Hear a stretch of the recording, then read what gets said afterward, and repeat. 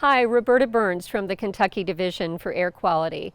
I'm one of millions of Americans living with asthma, which is why I always have my inhaler close at hand, and I always want to know how clean the air is before I go out and do my daily activities.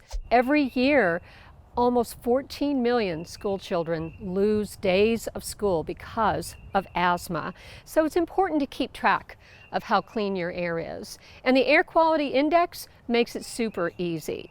There are a number of different things that can trigger asthma in someone like me, and one of those things might be particulate matter or ozone pollution. And those are the pollutants that are tracked by the Air Quality Index. So the Air Quality Index is often announced on your local weather forecast, but you can also get it on your phone by going to airnow.gov. It's super easy. I open it up and type in my zip code, and it gives me this beautiful color-coded dial that tells me right now my air quality is good.